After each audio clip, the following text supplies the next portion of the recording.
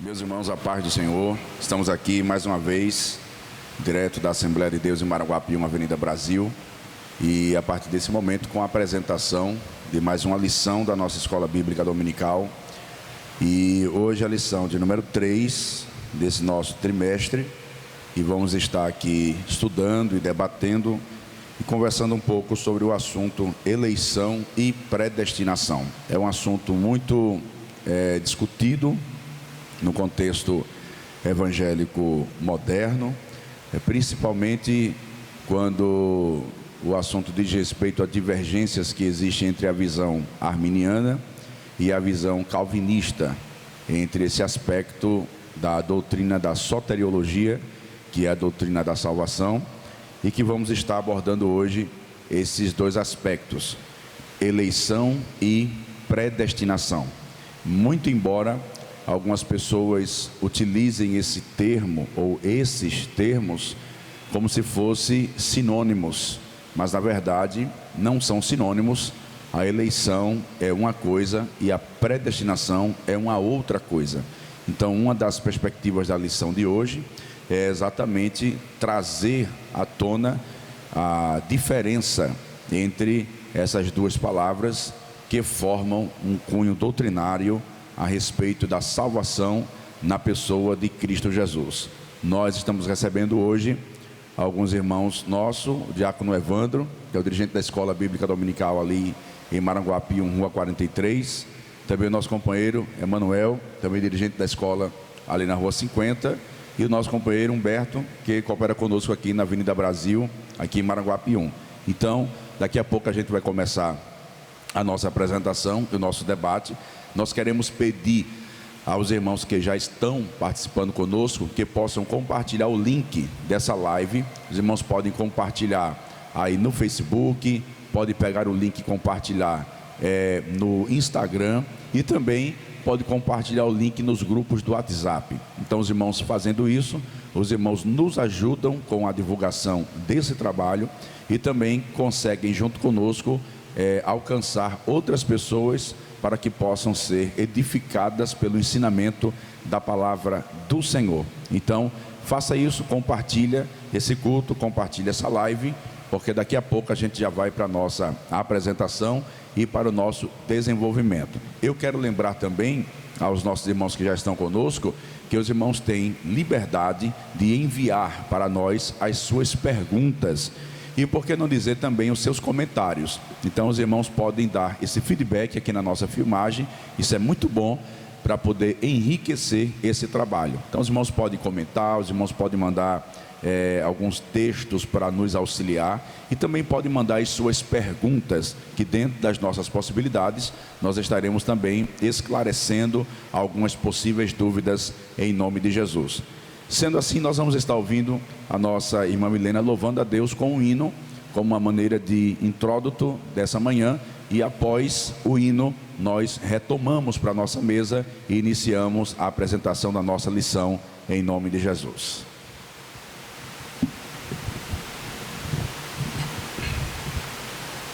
Também cumprimento os irmãos com a paz do Senhor. Vamos louvar mais uma vez, exaltando o nome do Senhor.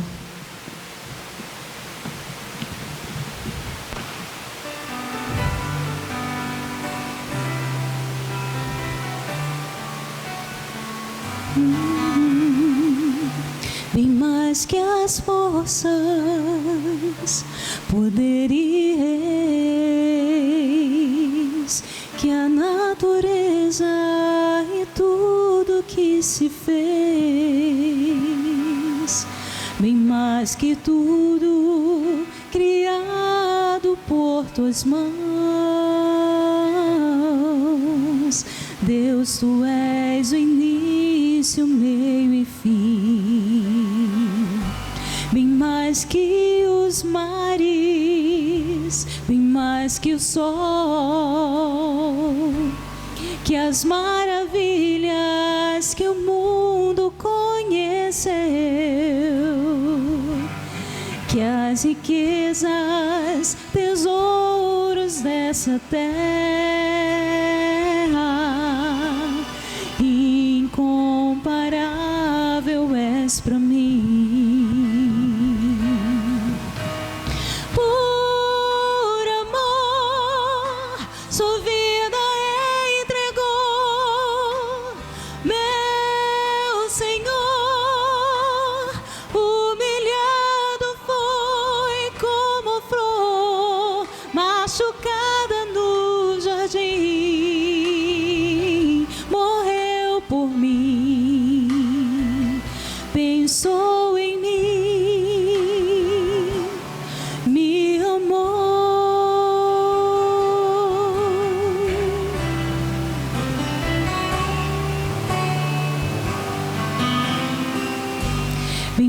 mais que os mares, bem mais que o sol,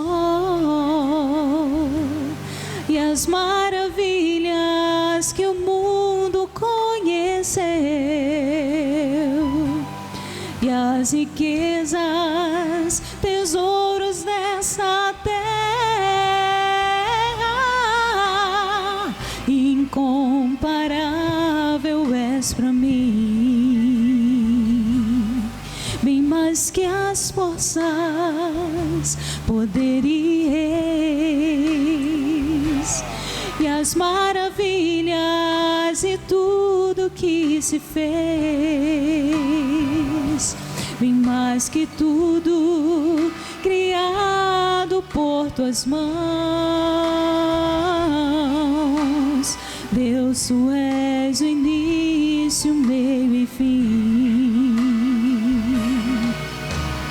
Por amor, sua vida entregou, meu Senhor.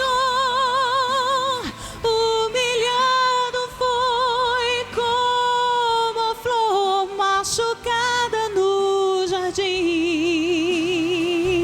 morreu por mim, pensou em mim, me amou. Por amor, sua vida entregou, meu Senhor. Humilhado foi como a flor machucada no jardim, morreu por mim, pensou em mim, me amou. Como a flor machucada no jardim,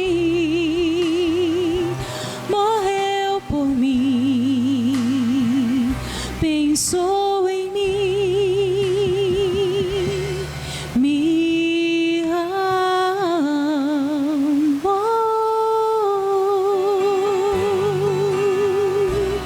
Eleição e predestinação. Queremos fazer uma apresentação geral para começarmos aqui o nosso desenvolvimento.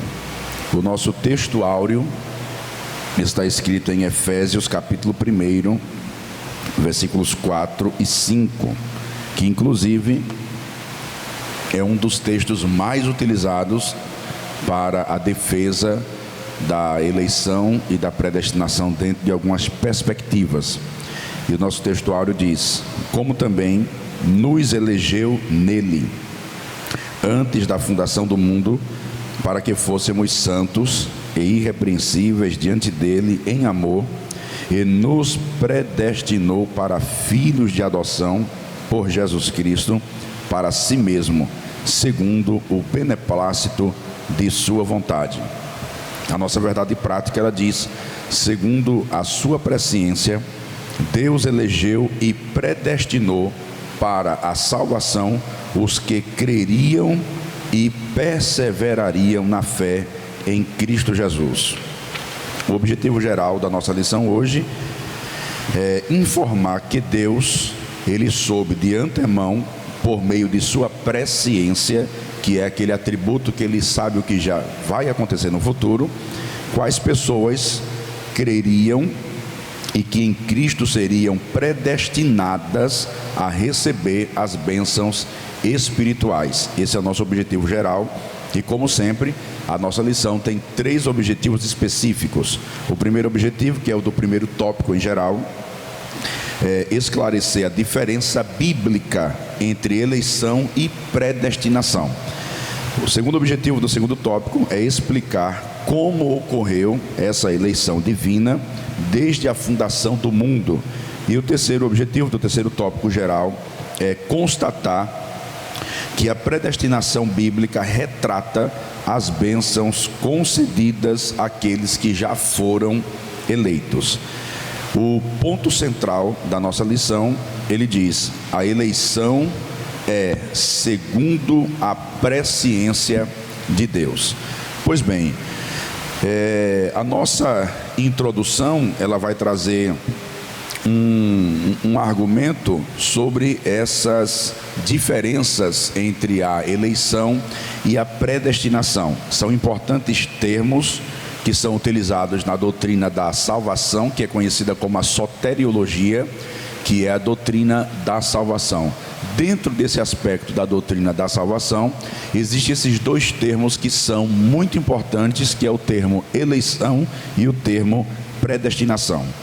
O nosso primeiro tópico, ele vai tratar sobre que fomos eleitos para uma vida santa e irrepreensível.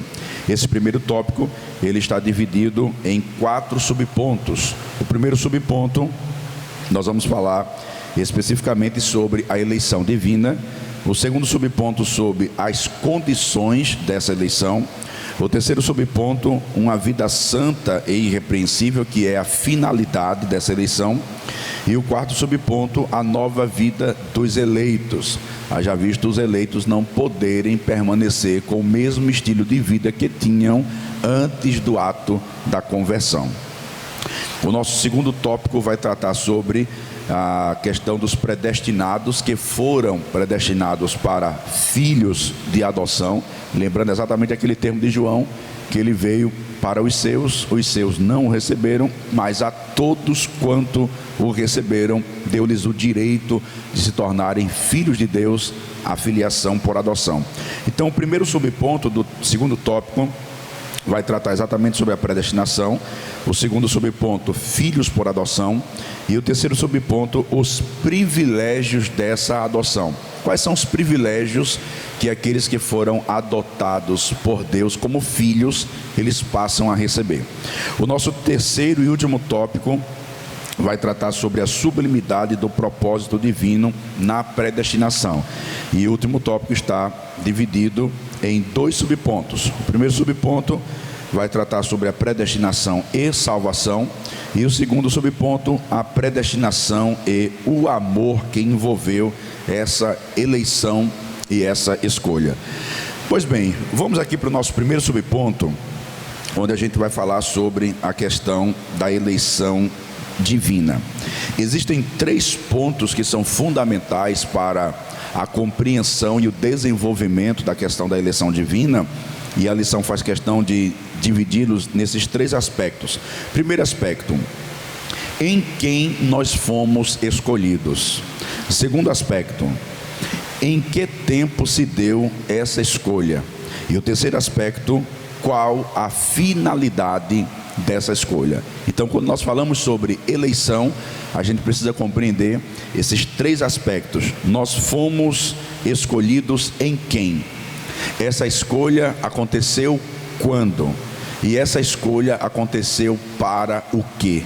Qual o propósito dessa escolha? Então, dentro dessas 3 subdivisões do primeiro tópico, desse primeiro subponto do primeiro tópico, nós vamos entender que a eleição, ela não acontece de maneira individualizada.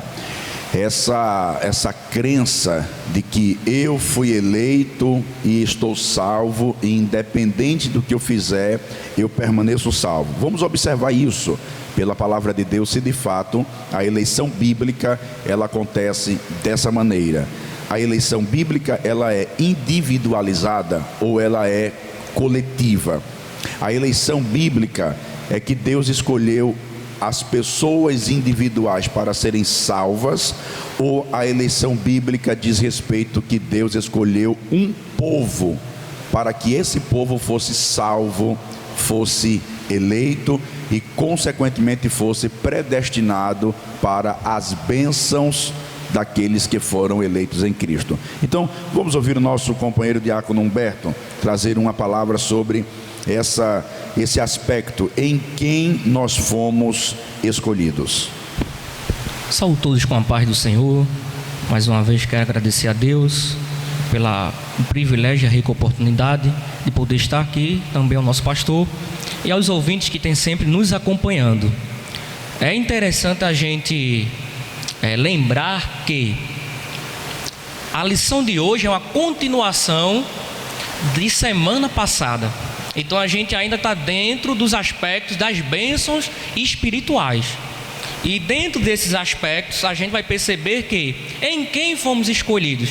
Aí esse primeiro aspecto, Paulo vai deixar bem claro em Efésios capítulo 1, versículo 4, que e como também nos elegeu também antes da fundação do mundo, para que fossemos irrepreensíveis diante de Deus. Mas a gente percebe que essa eleição é em Cristo. Então a gente percebe que o primeiro aspecto da eleição é cristocêntrico. Então a eleição ela é cristocêntrica. Ela não é antropocêntrica, não é o homem o centro, mas sim Cristo. E em que tempo foi? E aí ele vai deixar bem claro, antes da fundação do mundo. Então a gente vê aqui um planejamento que não foi de última hora, não foi aquela agonia de Deus, eita, o homem agora caiu, o que é que eu vou fazer? Então a gente vai ver que tem um aspecto eterno. E o terceiro qual é a finalidade? Que a gente vai ver que nós fomos eleitos para viver uma vida santa e irrepreensível diante de Deus. É interessante também que a gente perceber que dentro da eleição existem 3 linhas de pensamentos. A primeira é que é uma eleição prevista, ou a eleição da presciência, ou seja, Deus vê as coisas antes de acontecer. Então ele sabia. Deus na sua presciência, ele é eterno, ele é onisciente, ele sabia. O segundo que é uma eleição coletiva, muito bem apresentado pelo pastor, ou seja, existe aqui uma sinergia. A gente vai ver que essa eleição, ela é uma ação divina, mas também é uma reação do homem. E também a gente vai ver que ela não é individual. Existe um grupo que defende essa eleição individual, que independentemente do que o homem faz, ele é eleito. Então é interessante a gente saber essas 3 linhas de pensamento de eleição e os 3 aspectos. Muito bem colocado, e eu disse aqui no início que o nosso próprio texto áureo é um texto muito utilizado por aqueles que defendem a eleição individualizada, mas na verdade o texto por si só, ele já se contrapõe a essa ideia, porque o texto diz assim, como também nos elegeu nele, ou seja, a nossa eleição, ela está nele. Nele quem? Em Cristo Jesus.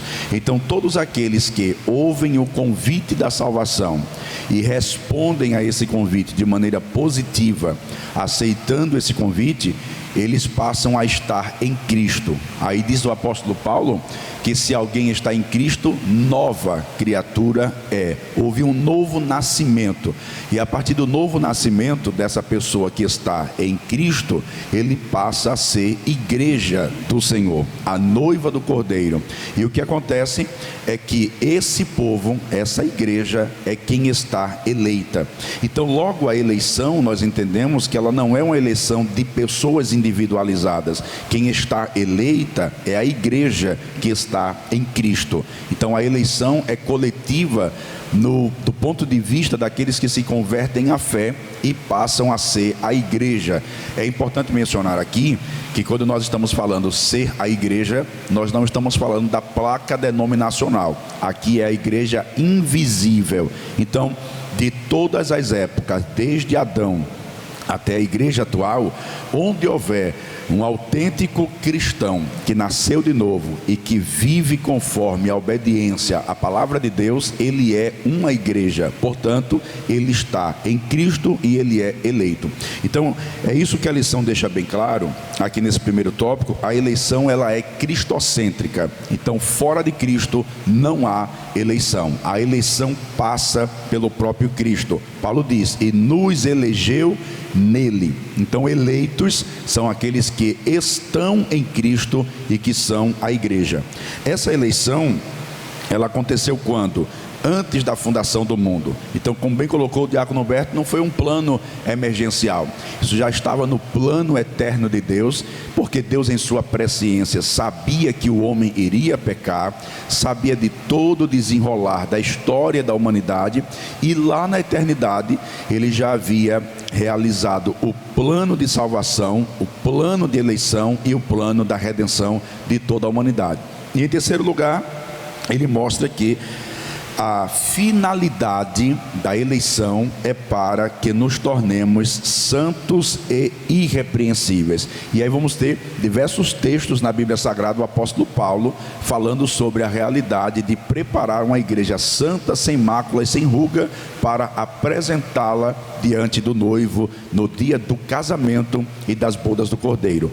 Dito isso, eu já me contraponho à ideia de algumas pessoas que se autodeclaram eleitas de maneira individual e que ainda declaram assim: como eu sou eleito, então eu posso dar um rolezinho no mundo, eu posso me prostituir, eu posso fazer qualquer coisa, mas como eu sou eleito, eu não vou perder a minha eleição. Isso fere o conceito e o princípio bíblico da eleição, porque a finalidade da eleição é para que esse eleito, que é eleito porque está em Cristo e está na igreja, ele tenha uma vida santa e tenha uma vida irrepreensível. Então, a partir do momento que esse cidadão que se autodeclara eleito, mas vive uma vida profana, uma vida semelhante a de qualquer outro homem que não teve um encontro com Cristo, através do estilo comportamental da vida dele, ele já está demonstrando que se um dia ele foi igreja, ele já deixou de ser, a partir do momento que ele passou a viver na prática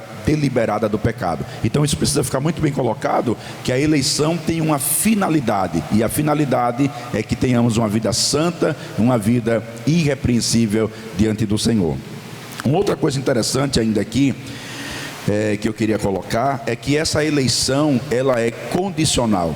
Essa eleição, ela não é incondicional, como colocariam os calvinistas, que afirmam que Deus na eternidade já elegeu um grupo de pessoas individualizadas, independente do que elas venham a fazer. Essa é chamada a eleição incondicional. Nós defendemos a eleição condicional. Por quê? Porque Deus não elegeu a seres humanos individuais, Ele elegeu a igreja. Portanto, quem foi inserido na igreja, quem ouvir o convite do Evangelho e resolver se converter a Cristo e entrar na igreja, automaticamente ele está eleito.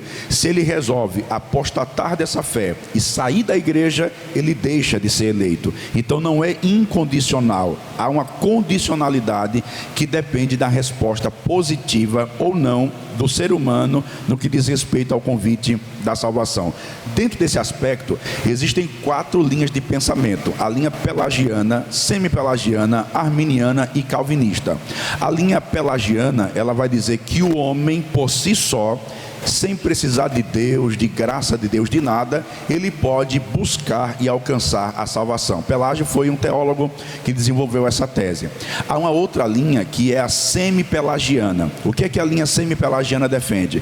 Que a salvação, ela começa com o próprio homem, o homem é quem inicia o processo da salvação, e Deus, ele conclui o processo da salvação.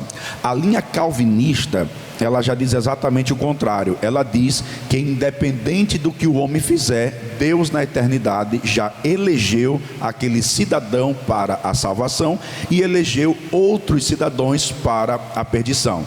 A linha arminiana, que é a que mais se aproxima do ideal bíblico e o que nós defendemos, ela afirma que Deus é quem começa o processo da salvação e o homem, ao responder positivamente a esse convite, ele se torna um participante não meritório, mas um participante no que diz respeito a aceitar o convite para essa salvação. Essa tese de Armínio, que ele afirma que a salvação começa com Deus, Deus é quem dá o pontapé inicial, Deus é quem inicia e o homem responde, é um termo que ele usa chamado de graça preveniente.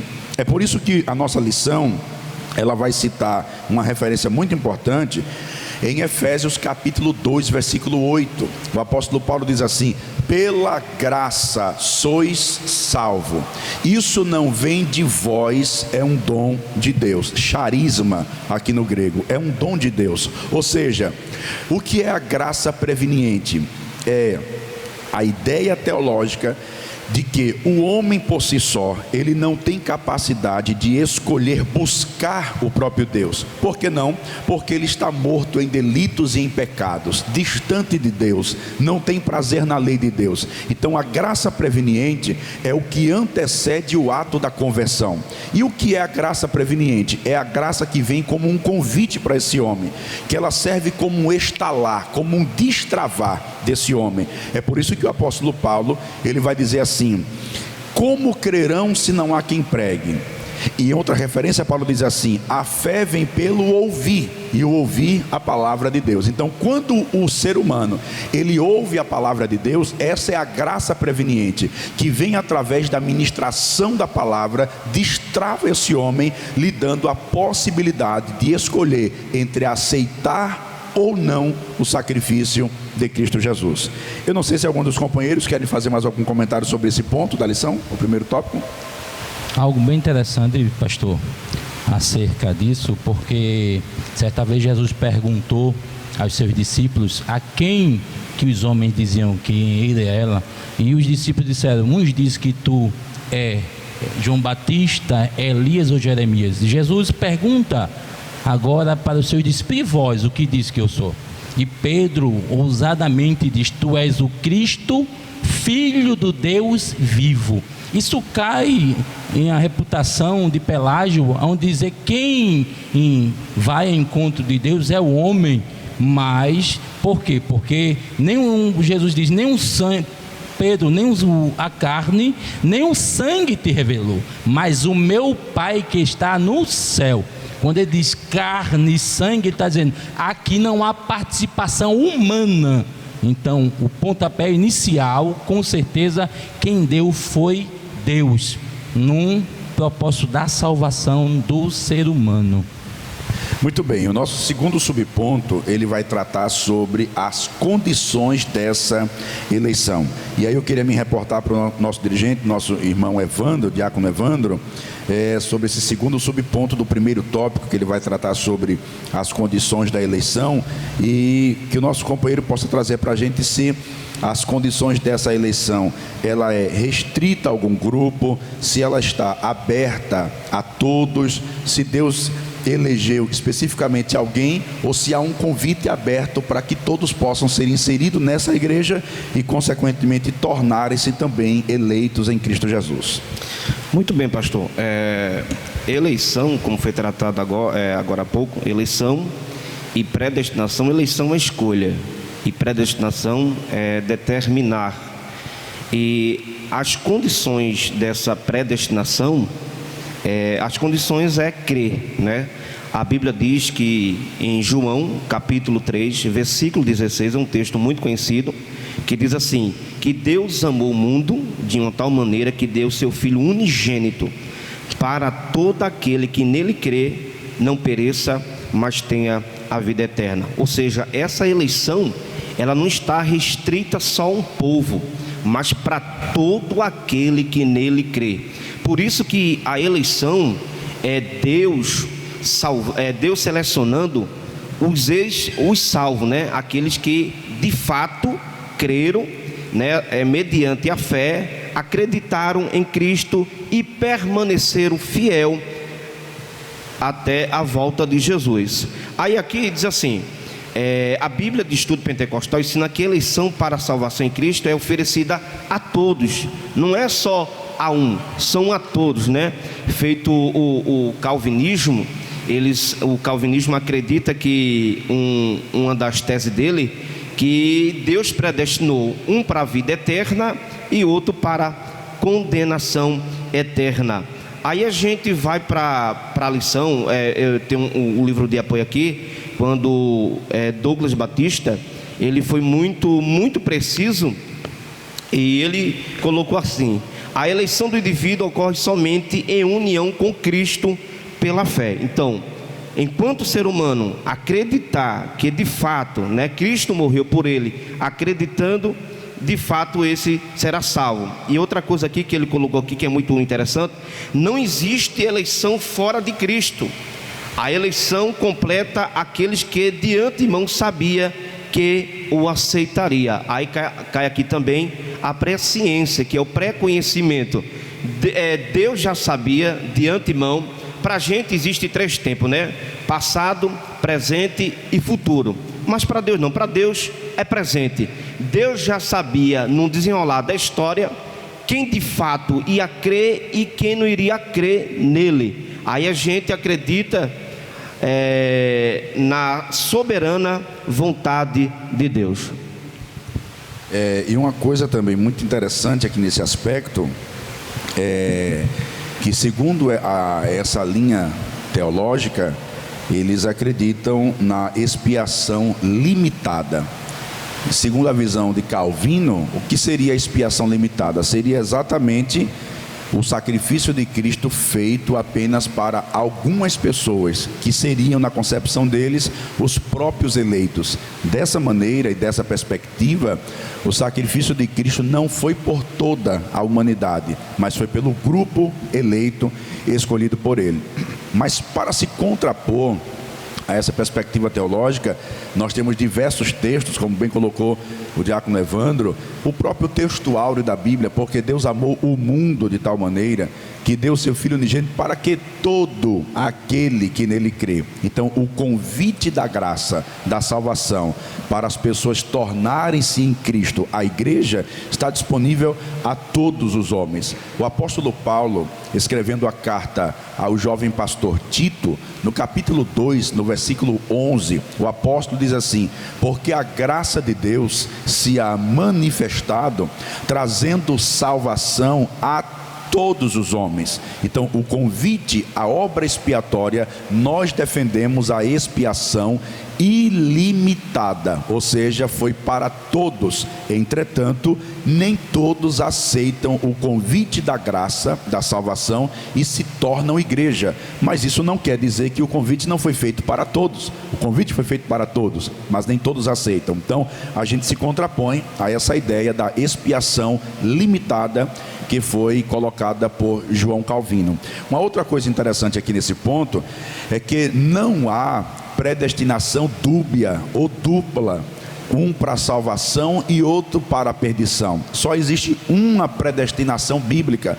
Não existe nenhuma referência bíblica do Gênesis ao Apocalipse que vai nos dar margem para uma compreensão exegética coerente de que alguns foram predestinados ou eleitos, que a colocação melhor seria eleitos, para a condenação. A eleição é para a salvação em Cristo. E como é que existe condenação, pastor? A condenação é para aqueles que não aceitam o convite para se tornarem igreja. Não é que eles foram eleitos para a condenação. A eleição para a salvação está em Cristo, em se tornar igreja. Mas quem não aceita o convite, Jesus disse: quem crê será salvo, mas quem não crê já está condenado. Portanto, ele não elegeu para a condenação, ele elegeu para a salvação. Mas quem não aceita esse convite, automaticamente é condenado, não porque foi eleito para isso, mas porque o próprio resolveu não crer na mensagem do Evangelho. Muito bem, vamos aqui para o nosso terceiro subponto do nosso primeiro tópico, onde a gente vai falar um pouco sobre a finalidade de em Cristo sermos eleitos. Diácono Humberto. Mais uma vez, eu queria lembrar que quando a gente está falando de eleição, a gente está falando de uma bênção. E a palavra eleição lá no grego, eklegomai, que está no tempo auristo e um modo médio, aqui é Deus chamar, é Deus convidar alguém, é Deus estender a mão para alguém. Mas essa mão que Deus estende é para todos, não é para alguns. E dentro desse aspecto a gente vai perceber que quem escolhe Deus, quem quer essa graça, quem quer essa salvação, ele passa agora a viver uma vida santa. Ele passa agora a ter uma nova vida. E essa vida, é bom a gente perceber que existe uma condição dentro dessa vida santa e irrepreensível. Primeiro, Deus, o propósito dele é santidade. Então aqui, quem separa o homem do pecado é Deus, através do sangue de Cristo. Então, é um processo que a gente vai ver, uma ação divina. E o segundo princípio que a gente vai ver, que é ser irrepreensível, é a ação, é o que a gente chama de feedback. Ou seja, Deus separa o homem e agora Deus quer que esse homem viva uma vida irrepreensível. Então, dentro dessa vida santa, dessa finalidade, a gente percebe que existe um sinergismo, uma ação coletiva. É Deus agindo e o homem respondendo. Então Deus age separando o homem para o pecado, para viver uma vida dedicada. E a palavra lá é ágios, que vem do ágos, separar para um propósito. E irrepreensível, que a palavra lá é amomos, que significa sem defeito. Ou seja, é olhar para um cristão e não apontar nenhum defeito moral nele. E aí eu queria dividir um texto de Filipenses, no capítulo 2, o apóstolo Paulo vai deixar essa finalidade bem explícita. Filipenses capítulo 2, versículo 15, que vai dizer assim: para que sejais irrepreensíveis, sinceros, filho de Deus inculpável no meio de uma geração corrompida e perversa, a qual resplandecer como astro no mundo. Então a gente percebe que Deus elege, pastor e meus irmãos aqui que estão ouvindo, a eleição ela não tem como propósito uma vanglória. Eu sou eleito, eu sou salvo, mas ela tem como uma finalidade uma vida santa. Não é o motivo para eu viver uma vida de qualquer jeito. Então Deus tem como a base dessa doutrina da eleição é que o homem viva uma vida santa e irrepreensível. É para a santidade e não para o homem viver uma vida promíscua dentro de pecado.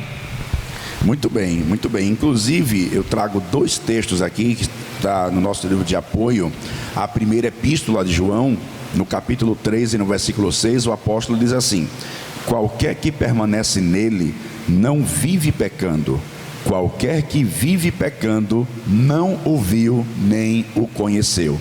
E o próprio livro ainda no capítulo 5, versículo 18, o apóstolo diz assim: sabemos que todo aquele que é nascido de Deus não vive pecando, mas o que de Deus é gerado conserva-se a si mesmo e o maligno não lhe toca.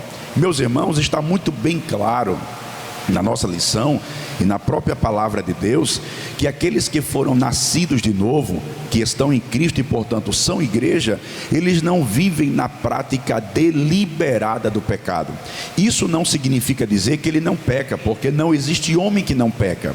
Existem algumas linhas de historiadores antigos que o próprio Calvino chegou a acreditar que um homem que nascesse de novo, se tornasse em Cristo a igreja, ele tinha essa capacidade de viver o resto da vida sem cometer pecado. Mas isso é um engodo, porque não existe homem que consiga viver sem pecar. Mas o que a Bíblia quer dizer é que o nascido de novo, aquele que está em Cristo, aquele que é a igreja, ele não vive na prática prazerosa, deliberada do pecado. Eu posso pecar à vontade porque eu sou eleito.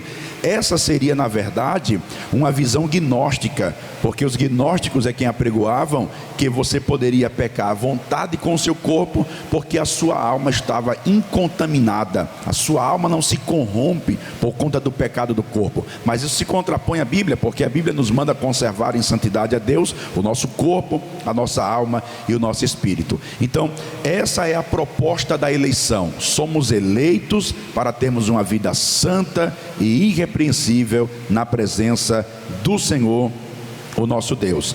E é interessante que existem vários textos na Bíblia Sagrada que eles vão dar margem para a interpretação que foi Deus quem nos escolheu. E existem outros textos que vão dar margens, que vão nos mostrar que nós também escolhemos a Deus. E fica essa dúvida: quem é que de fato escolheu quem? E aí vai ver esse debate entre calvinistas e arminiano. Foi Deus quem te escolheu, independente do que você quiser. Aí o arminiano vai pegar texto e vai mostrar: mas aqui está dizendo que eu escolhi Deus. Como explicar isso, pastor? Eu explico da seguinte maneira, e é o que a lição e o texto e a Bíblia nos deixa claro essa informação. Nós escolhemos a Deus, sim, nós resolvemos escolher a Deus, só que antes de nós escolhermos a Deus, já foi Ele quem nos escolheu, através da graça preveniente. O convite da salvação veio para todos, como foi colocado aqui no texto. Todos receberam convite, mas nem todos aceitaram esse convite. É como na parábola das bodas: eu não posso que eu me casei, eu não posso que eu tenha uma junta de boi. Então o convite veio para todos. Deus escolheu a todos, Deus convidou a todos, Deus chamou a todos, mas nem todos resolveram aceitar a esse convite que foi feito pelo próprio Deus. Sabe aquele texto que Paulo diz assim: ninguém lhe deu primeiro para que ele possa lhe retribuir? Tudo que temos e tudo que damos a Deus é porque primeiro Ele nos deu. Então a própria salvação é uma demonstração disso. Nós escolhemos aceitar o sacrifício da cruz, porque primeiro o sacrifício da cruz foi ofertado e oferecido para todos nós. Muito bem, vamos aqui para o nosso quarto subponto e último desse nosso primeiro tópico, onde vai tratar sobre a nova vida dos eleitos. Será que há mudança? Será que aquele que se converteu à fé, está em Cristo, se tornou igreja e portanto é eleito, será que existe alguma mudança? Ou será que ele continua vivendo a mesma vida que vivia antes? Vamos ouvir o nosso companheiro Diácono Emanuel nos comentar alguma coisa sobre esse aspecto da nova vida dos eleitos em Cristo. É interessante, pastor, que quando Paulo direciona para aquela igreja em Éfeso, aos Efésios, ele tinha em mente também que havia essas práticas naquele local, mas agora em Cristo nós temos uma nova postura, ao ponto de ele escrever acerca dessas posturas, escrevendo aos Gálatas capítulo 5, que ele vai falar, mas o fruto e não os frutos do Espírito é o amor, o gozo, a paz, a longanimidade, a bondade, a mansidão, direcionando que, se eu praticava antes de conhecer Cristo alguma dessas coisas, agora não pratico mais. Se eu roubava, eu não roubo mais. Se eu mentia, agora não minto mais, porque agora eu conheço Cristo e estou em Cristo ligado. E quem está em Cristo ligado tem uma nova postura. E Paulo quer explicar isso para aqueles crentes em Cristo Jesus, que agora eles têm uma nova postura. E isso é interessante, ao ponto de dizer a finalidade, e a lição vai nos dizer, e é apresentar a Deus uma igreja gloriosa, sem mácula, nem ruga. É interessante que ontem eu era menos crente do que hoje, e hoje eu sou menos crente do que amanhã, e cada dia mais nós crescemos em conhecimento de Deus e saímos cada dia mais santo e irrepreensível. E a lição ainda vai nos dizer: não é bastante somente o Espírito Santo capacitar o crente para este novo estilo de vida. Trata-se também por um processo contínuo de santificação até a glorificação final em Cristo Jesus. Nós não somos santos em nós mesmos. Ele nos chamou para ser santo não porque éramos santos, mas Ele nos chamou para ser santo porque éramos pecadores, mas nos chamou em Cristo Jesus para ser santo e irrepreensível em tudo. Que eu acho interessante que Jesus nos diz que nós somos luz do mundo e sal da terra. E algo bem interessante é quando a gente é sal e o sal pode ficar insípido. Quando vinha vendaval e misturava areia com o sal, ele perdeu o sabor.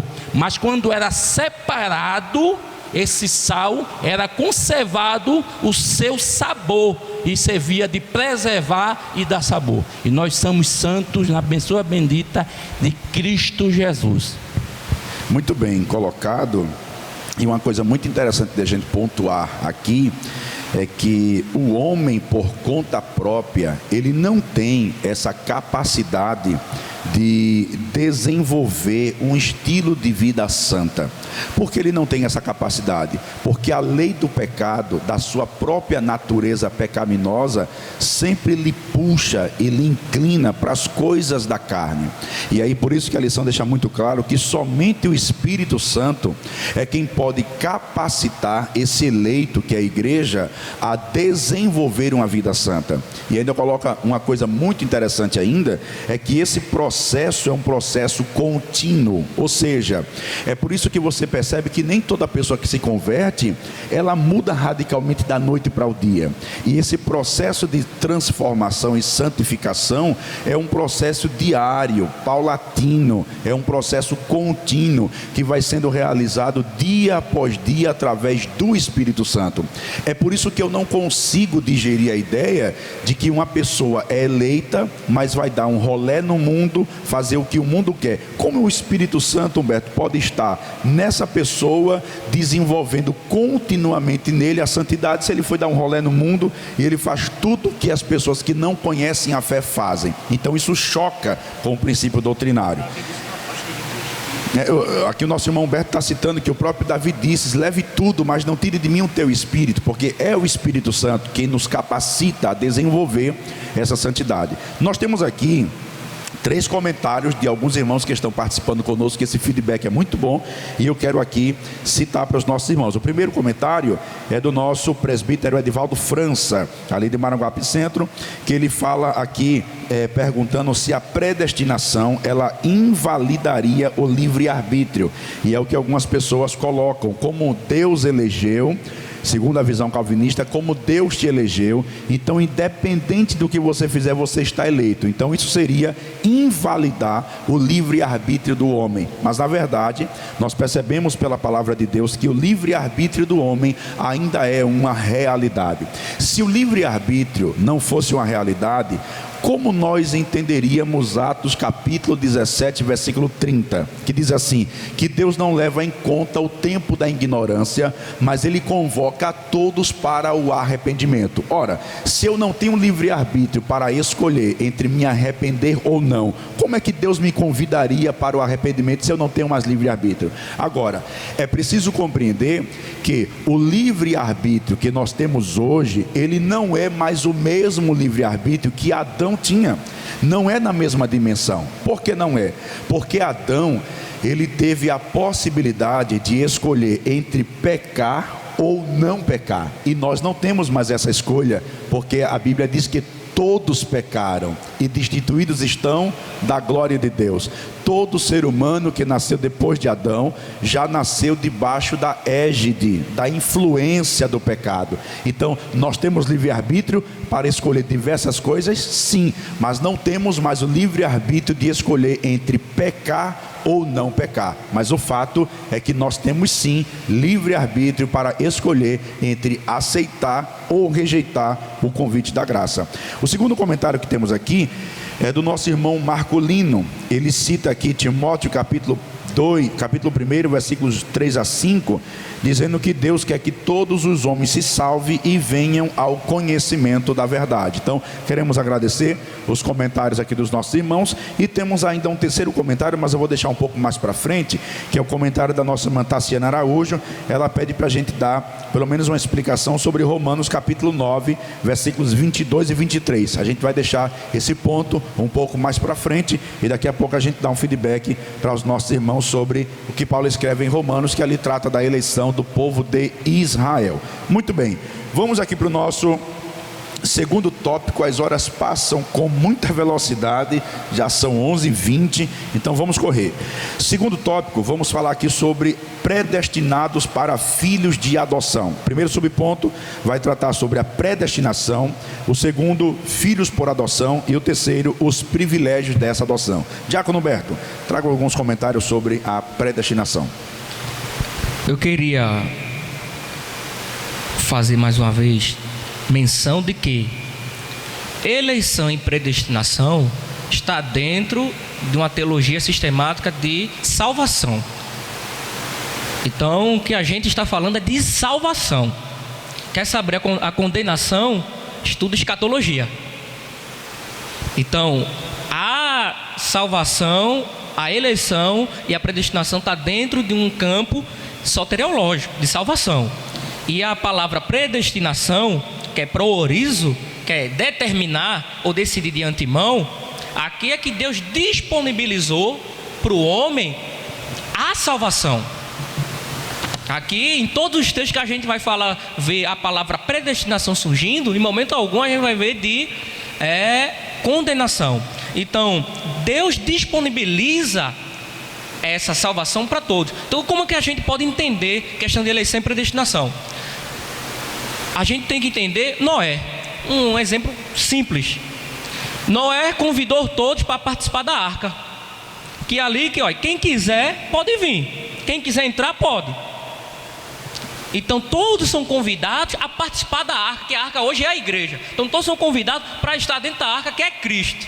E o que é que a predestinação é? É o destino dessa arca.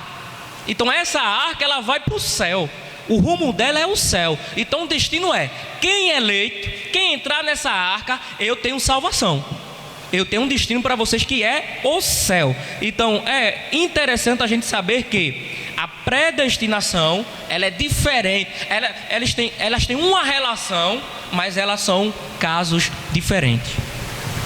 E uma outra coisa bastante interessante sobre essa colocação da arca é que quem estava predestinada no tempo de Noé era a arca. E isso é muito interessante porque, muito embora os filhos de Noé, as noras de Noé e a esposa de Noé foram salvos, mas eles não estavam predestinados. Os próprios filhos de Noé não estavam predestinados. As noras de Noé não estavam predestinadas. Você lê em Ezequiel, quando Deus utiliza o profeta dizendo exatamente isso: se eles não crescem na mensagem, eles não seriam salvos. Então quem estava predestinada era a arca. O convite para entrar na arca, para todos. Quem entrasse na arca, eleito, salvo. Quem não entrou, perdido. Então isso mostra expiação ilimitada, eleição da arca, e que a própria família de Noé não estava eleita para a salvação. Quem estava eleita era a arca. Hoje, quem está eleito não sou eu, quem está eleito não é Humberto, nenhum de nós. Quem está eleita é a igreja. Se eu perseverar em continuar sendo igreja, serei salvo. Se eu resolver sair de dentro da igreja da arca, eu estou perdido. Muito bem.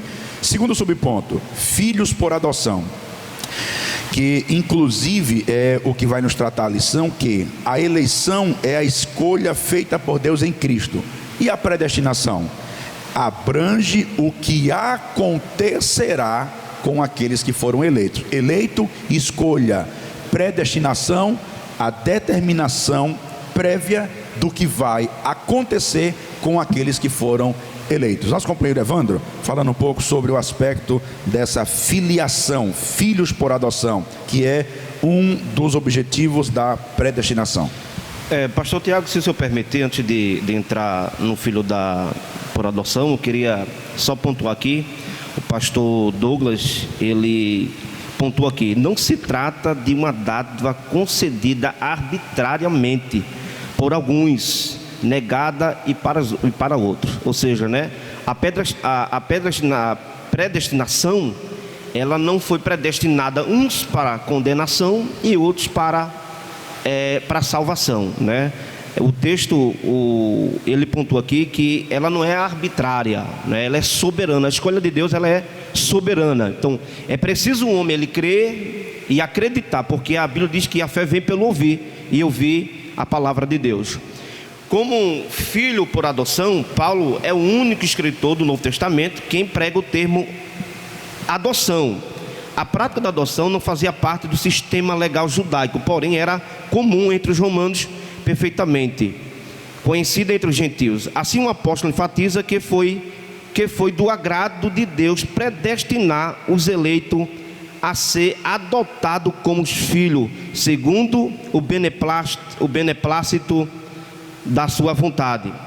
A nossa posição é imerecida, contudo aprovou ao Pai fazê-lo assim, conforme o seu querer. Ou seja, a igreja não merecia, nós não merecia, mas a sua soberana, vontade nos escolheu. E é interessante que quando Paulo ele faz menção, que ele é o único que fala sobre adoção, não era como diz aqui, porém não era comum entre os romanos.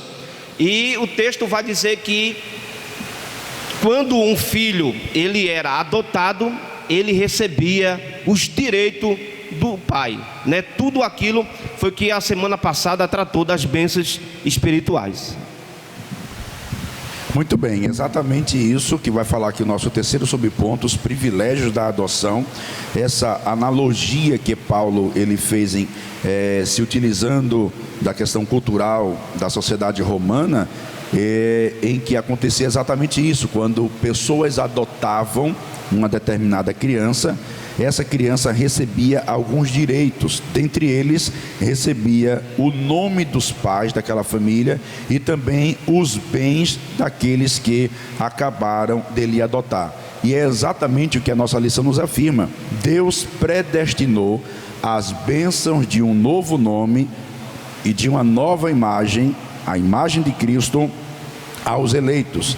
Deus concede a redenção e a remissão dos pecados e restabelece a comunhão com o pecador, e este agora ele tem a intimidade de dizer, como diz a lição, Abba Pai, que traduzido significa paizinho, meu querido pai, uma expressão de intimidade, uma expressão de afeto, uma expressão de quem tem comunhão com aquele que acabou de lhe adotar. Então, fomos eleitos em Cristo e fomos predestinados para receber algumas bênçãos, dentre elas a própria adoção de filhos, porque sendo adotado por Deus, como diz João, mas a todos quantos crê, deu-lhes o direito de se tornarem filhos de Deus. Recebemos o nome do Pai, um novo nome, e as bênçãos espirituais nos lugares celestiais em Cristo. Muito bem, vamos aqui para o nosso terceiro e último tópico, onde vamos falar sobre a sublimidade do propósito divino na predestinação. A excelência da predestinação está na provisão de bênçãos espirituais aos eleitos pela vontade divina. O nosso primeiro subponto vai falar sobre predestinação e salvação. Nós vamos ouvir o nosso diácono Emanuel falando alguma coisa sobre esse momento dessa relação, dessa predestinação e da salvação, que Deus não predestinou de maneira incondicional pessoa alguma para a condenação. Haja visto a eleição e predestinação jamais dizerem respeito à condenação, mas sempre apenas no aspecto salvífico, no aspecto da salvação. Interessante que Deus não escolhe um em detrimento do outro. É interessante também que muita gente entende que Deus escolheu os gentios em detrimento aos judeus, e não é isso. O que Paulo está querendo dizer que Deus não faz exceção de pessoas. O interessante, tem um texto que eu queria citar com os amados, que eu acho de profunda a importância para todos, que em casa esteja com a sua Bíblia aberta também. Eu entendo que você está acerca desse assunto importante. Fica além de Deuteronômio 10 e 17, que diz assim: pois o Senhor vosso Deus é um Deus dos deuses, é o Senhor dos senhores, Deus grande e poderoso e terrível, que não faz exceção de pessoas, nem aceita recompensa alguma. É algo interessante que Deus ele não faz exceção de pessoas. Amém? O critério é que nós devemos estar em Cristo Jesus. A lição vai dizendo algo interessante também. A soberania de Deus não predestinou incondicionalmente as pessoas alguma a condenação eterna, mas deseja que todos se arrependam e convertam-se dos seus maus caminhos. Atos 17 e 13. Nas 6 vezes que a palavra aparece no Novo Testamento, em Romanos, em 1 Coríntios, nenhuma delas traz a referência à condenação de pecadores. Deus não faz referência que alguém vai ser condenado. Quem já está condenado é Satanás e seus anjos, mas Deus nos deu o livre arbítrio de escolher. É tanto como foi citado pelo nosso pastor aqui em João, no capítulo 1, o versículo 12, ele disse: e todo quanto me escolher, deu o direito de ser chamado filho de Deus. A escolha é nossa. Nós escolhemos, Deus nos coloca dois caminhos, um caminho estreito com a porta estreita e o caminho largo com a porta larga, e nós escolhemos ou o caminho estreito e a porta estreita que leva para os céus, ou escolhemos o caminho largo e a porta larga, mas que leva para o inferno. Então, tirar essa máxima que Deus escolhe um em detrimento do outro, não. Deus escolheu todos, Ele não quer que nenhum se perca, mas todos cheguem ao pleno conhecimento da verdade. É muito bom o que o nosso diácono falou. Você já imaginou se a predestinação fosse incondicional? Imagine Deus, alguém diz assim, Deus chegar e dizer assim, eu não quero ser salvo. E Deus, eu quero que você seja salvo. Mas eu não quero, Deus, mas eu quero que você seja salvo. E o outro diz, Deus, eu quero ser salvo. E Deus, você não vai ser salvo.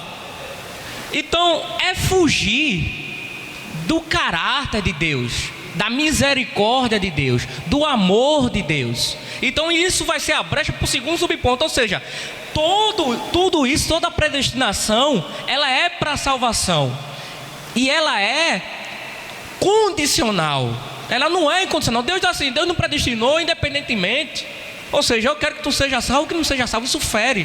E aí você pode ir lá fazer essa pesquisa, a reportagem de John Piper, dia 17 de setembro, ele postou lá dizendo que Deus determinou os ataques terroristas, que tudo aquilo ali foi determinação de Deus. Ou seja, como é que Deus vai determinar que aquilo aconteça? Isso vai fugir. Então Deus determinou salvação e não condenação. A condenação vai ser a ira de Deus e vai vir. Então é bom a gente ter esse conhecimento, que essa predestinação, ela é condicional e não incondicional, independentemente do que, se eu queira ou não queira, né? Então, independentemente do que eu não quero, Deus quer que todos sejam salvos. Então é bom frisar essa questão dessa predestinação na salvação. Muito bem, estamos agora caminhando para o nosso último subponto, do nosso último tópico, onde vamos falar um pouco sobre a predestinação e o amor, onde vai nos mostrar muito claro que a redenção divina não foi uma medida de emergência, mas um plano que já estava realizado desde a eternidade e que foi o amor que nos elegeu e que nos predestinou. Exatamente, foi o amor de Deus. Por isso que predestinação não diz respeito à condenação, porque as bases da eleição e da predestinação são o amor. E o amor de Deus nada mais é do que aquele aspecto que traz a oportunidade de salvação para todo aquele que nele crê. Uma outra coisa importante para colocar aqui, antes de ouvirmos os nossos companheiros, é que Deus não faz acepção de pessoas. Ele é justo, Ele tem cetro de equidade, Ele é santo, Ele não comete injustiça. Acreditar que Deus já havia eleito uns para condenação, mesmo que eles quisessem a salvação, seria um ato de injustiça e de acepção de pessoas. Entretanto, Deus não faz acepção de pessoas. Amém? Nosso companheiro Evandro, ele nos fala traz um comentário sobre o último subponto, predestinação e o amor. O amor foi a base dessa eleição. Interessante que antes da fundação, né, o Senhor já, como diz aqui, antes da criação de qualquer coisa, o plano divino de redimir a humanidade e definir o destino dos crentes já estava estabelecido. Aí ele dá como base, né, na leitura que a gente feita aqui em Efésios capítulo 1 e o versículo de número 4. Como também nos elegeu nele antes da fundação do mundo, para sermos santo e irrepreensível diante dele. Eu queria ler também aqui 1 Pedro, capítulo de número 1. Você que está em casa, está nos assistindo, eu quero convidar você para ler também Pedro, capítulo de número 1, 1 Pedro, e o versículo de número 2, diz assim: eleitos segundo a presciência de Deus Pai, em santificação do Espírito, para a obediência e expansão do sangue de Jesus Cristo, graça e paz vos seja multiplicada. Então, assim, a soberania de Deus, o amor de Deus, a presciência antes da fundação do mundo.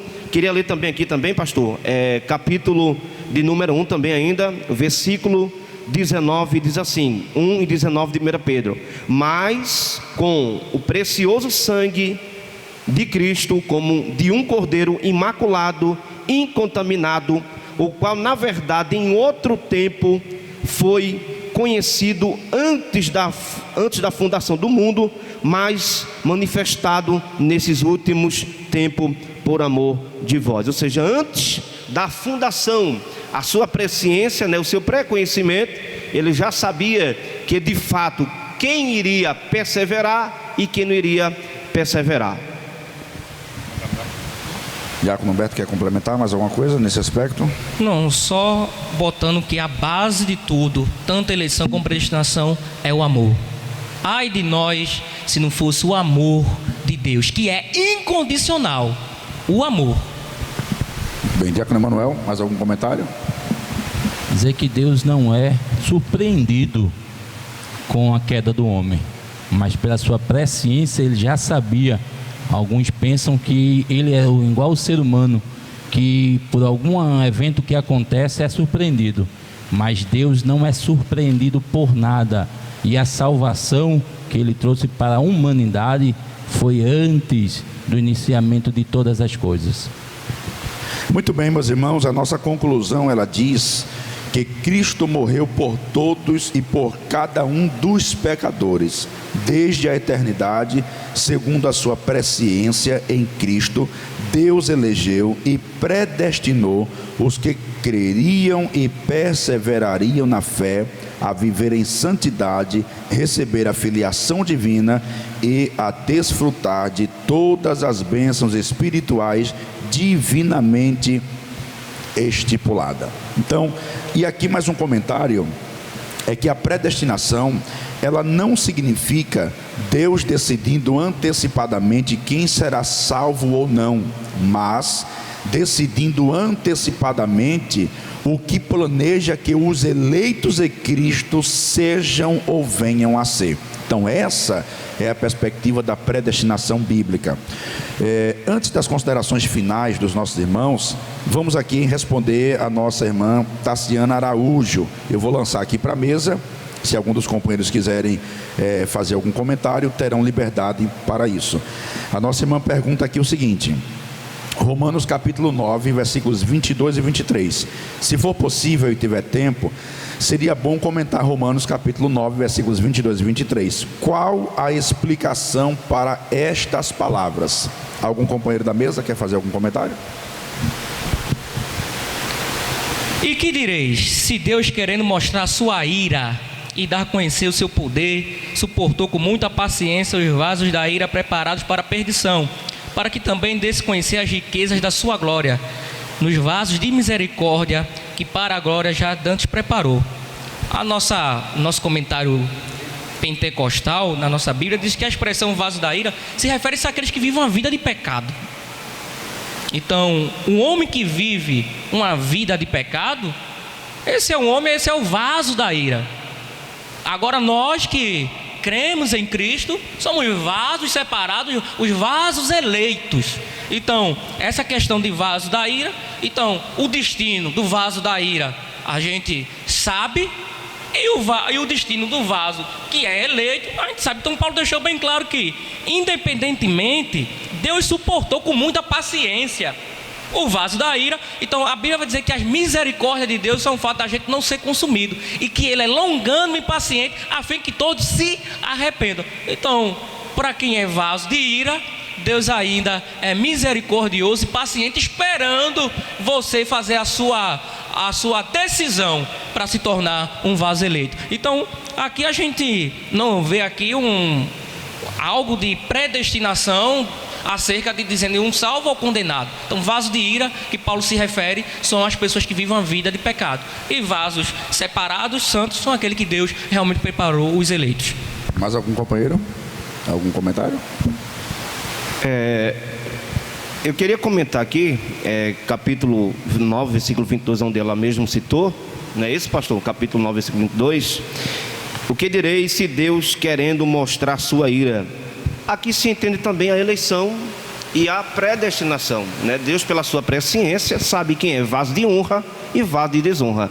Não que ele predestinou, mas pela sua presciência, Deus já sabe quem é vaso de honra e vaso de desonra. Não entendendo que Deus predestinou um para a condenação e outros para a salvação. Muito bem, é isso que precisa ser diferenciado, diferenciar a predestinação, eleição e presciência. O que é a presciência? Deus já conhece tudo que vai acontecer. Só que o fato de Deus saber o que vai acontecer não significa que foi Ele quem determinou. Ele conhece porque Ele sabe a escolha que os homens vão fazer. É como você que assistiu, para os irmãos entenderem a analogia, é como você assistir um filme já 10 vezes, vamos dizer, você assistiu o Titanic 10 vezes, você já sabe o filme de frente para trás e de trás para frente, aí você convida o seu filho para assistir com você, ele nunca assistiu, vai assistir a primeira vez, e você sente vontade de ficar contando o filme todo porque você já sabe, mas o fato de você saber o filme todo, não significa dizer que foi você quem determinou o filme. Você conhece porque já assistiu. Então Deus já assistiu o filme da humanidade, entendeu? Então o fato dele conhecer não significa que ele determinou. E uma outra questão é que o versículo 24 vai nos dar também uma boa resposta. Paulo diz assim, vamos ler o 23 para se entender. Para que também desse a conhecer as riquezas da sua glória nos vasos de misericórdia, que para a glória já dantes preparou, os quais somos nós, a quem também nos chamou, não só judeus, mas também gentios. Lembrem-se que os gentios eram nação destinada à ira pela natureza, porque nasceram na natureza pecaminosa. É preciso compreender, meus irmãos, que todo ser humano, quando nasce, ele já nasce debaixo da ira. Por quê? Porque Davi disse, em pecado eu fui formado e me concebeu a minha mãe. Então todo ser humano, quando nasce, ele já nasce debaixo da cólera, debaixo da ira de Deus, porque já nasceu debaixo do pecado. É por isso que todos carecem da misericórdia. Então todos nasceram como vasos para ira. Mas quando esses vasos para ira ouvem o convite da salvação e respondem positivamente, aí Paulo diz, quem está em Cristo é nova criatura, as coisas velhas passaram, se tornou vaso de misericórdia. E para complementar isso, está escrito na primeira carta de Pedro, capítulo 3, versículo 20, os quais em outro tempo foram rebeldes, quando a longanimidade de Deus esperava nos dias de Noé, enquanto se preparava a arca, na qual poucas, isto é, 8 almas se salvaram pelas águas. Noé passou mais de 100 anos fazendo a arca. O que foi isso? Deus usando a longanimidade dele, esperando que os vasos da ira ouvissem o convite da graça por intermédio de Noé, pregoeiro da justiça que apontava para Cristo, e que fossem salvos e transformados de vasos de ira para vasos de misericórdia. E nós temos mais uma pergunta aqui, vamos lá, eu gosto dessas perguntas, viu? Apocalipse 17:8, vamos lá, mesa, abre o texto aí, e quem quiser comentar, também fique à vontade para fazer algum comentário. Apocalipse capítulo 17, versículo 8, aqui pergunta o nosso irmão Jonathan Amorim, e ele pergunta o seguinte: como explicar esse texto, Apocalipse 17:8, e o texto diz assim: a besta que viste foi e já não é, e há de subir do abismo, e irá à perdição. E os que habitam na terra, cujos nomes não estão escritos no livro da vida, desde a fundação do mundo. Algum companheiro da mesa quer fazer algum comentário? O texto vai dizer que a besta que foi visto, já não há de subir do abismo e a ir à perdição, os quais habitam na terra, cujos nomes não estão escritos no livro da vida, desde a fundação do mundo, se admirarão vendo a besta. O comentário pentecostal vai dizer que estas palavras não podem ser usadas para comprovar a eleição predeterminada de indivíduos para a salvação ou a perdição, pois de acordo com a Bíblia, nome de alguém pode ser apagado do livro da vida por infidelidade. Então, o que a gente percebe é que as pessoas precisam saber separar que a Bíblia tem suas analogias, seu simbolismo, e que Deus, Ele já sabe, foi o pastor disse, Ele já sabe o final, o destino de todos. Então Ele já sabe quem é o homem da perdição. Isso não significa que Ele determinou que o homem vai ser da perdição. Então, o que a gente percebe que a gente precisa ser sincero com os textos bíblicos e saber que a mesma medida que eu vou usar para um, tem que usar para outro. Então, a base é eleição só em Cristo. E a predestinação não é incondicional, ou seja, para qualquer um. Deus não determinou quem vai ser salvo e quem não vai ser salvo. Então a gente está deixando claro para os ouvintes que a eleição só é em Cristo. E Deus não determinou ninguém que não vai ser salvo ou vai ser condenado. Então a resposta está desde o início, a gente está dando. Então às vezes surgem. Então é bom a gente perceber que Deus já sabe o final da humanidade. Então aqui não está falando que Deus está determinando quem vai ser riscado do livro da vida. Deus sabe, mas Ele não está determinando. Então tudo vai depender da vida do ser humano, se ele aceita ou se ele rejeita.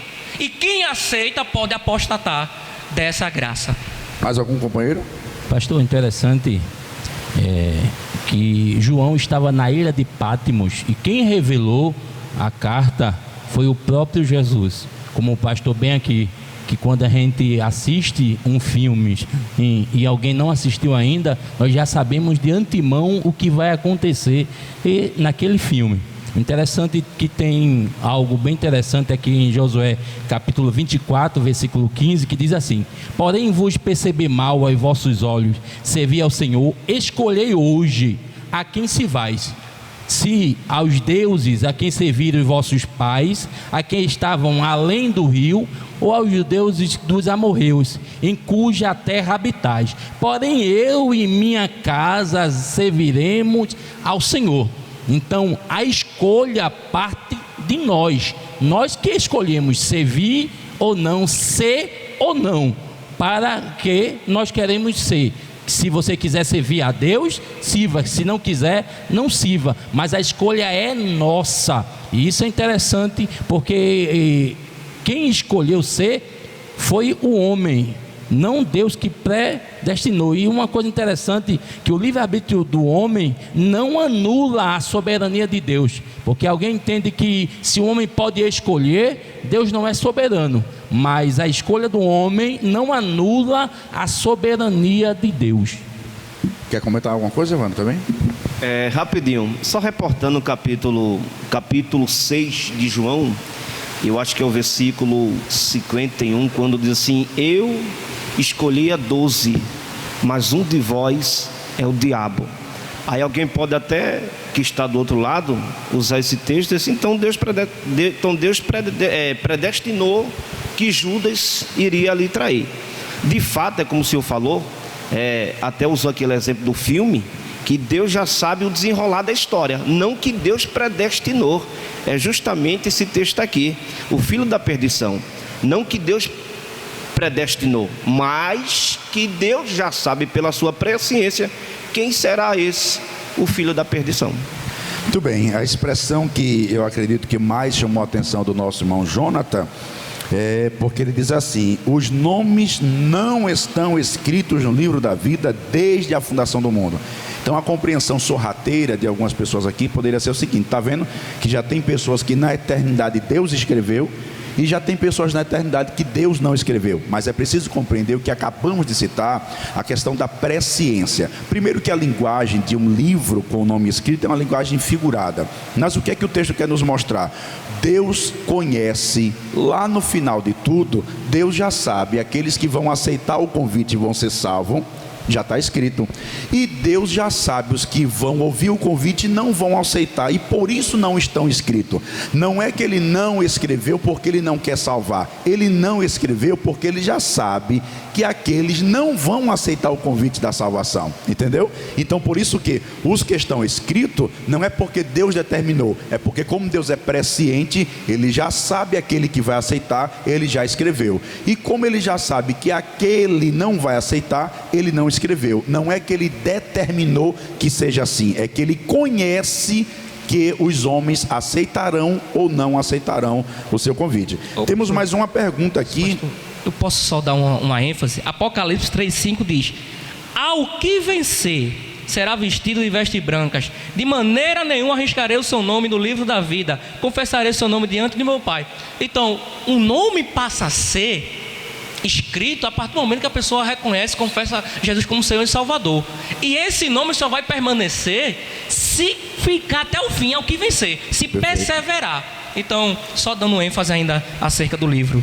Perfeito. E aqui a nossa irmã Ana Andresa, acho que é a esposa, né, do nosso diácono Evandro.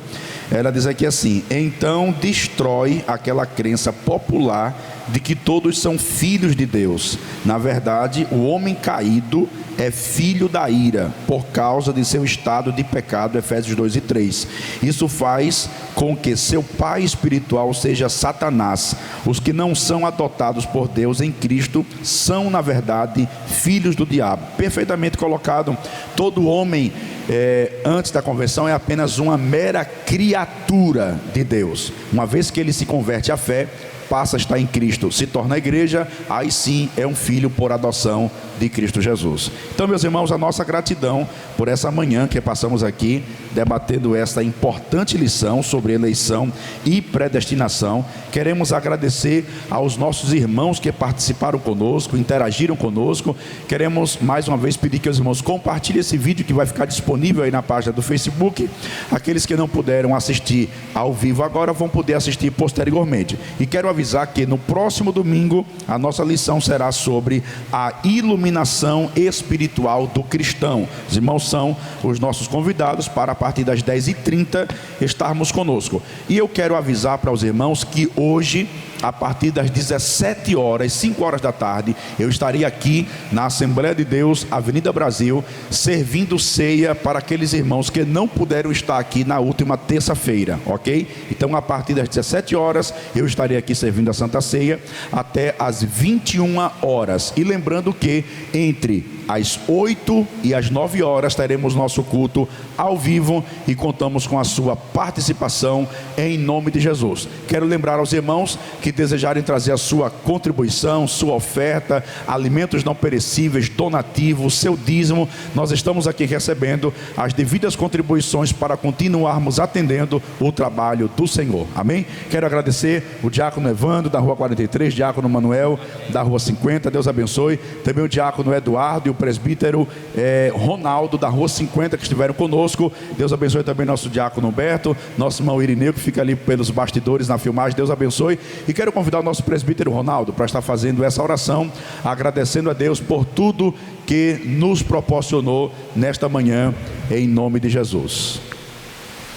Diácono presbítero Ronaldo pode orar ao Senhor aqui, agradecendo a Deus por tudo que tem nos proporcionado nessa manhã, em nome de Jesus.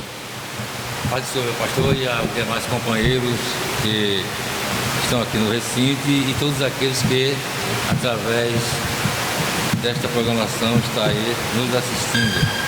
Eu queria, só com a permissão do nosso pastor, só para enfatizar e enriquecer mais tudo aquilo que foi falado aqui, para a gente ter a convicção e sempre a certeza no coração de que a fonte é Deus, o agente e o condicionador é Jesus, e o Espírito Santo é o aplicador de tudo isso aqui que foi comentado. Amém? Glória a Deus. A eleição significa escolha e predestinação significa, tem a ver muito com tudo aquilo que Deus predestinou para os que foram escolhidos. Então vamos orar, agradecendo esse momento maravilhoso. Quero parabenizar sempre, né, essa estrutura montada, e a gente tem como se fortalecer e aprender a palavra de Deus. Soberano Deus e eterno Pai, em Teu nome aqui agradecemos o privilégio de estarmos reunidos em Teu nome, ainda que muito resumido, mas a Tua presença é marcante e o Teu Espírito tem aplicado ensinamentos maravilhosos sobre cada um de nós. Agora nós Te pedimos que nos despeça em paz para nossos lares, nos dê, aleluia, um dia abençoado na Tua presença e logo mais à noite, aleluia, que os irmãos sintam o desejo de vir cear com o nosso pastor. Assim Te oramos e Te agradecemos em nome de Jesus. Amém. Que a graça do Senhor Jesus, o grande amor de Deus, o nosso Pai, e as divinas consolações do Espírito Santo sejam com todos, desde agora e para sempre. Amém. Deus abençoe a todos.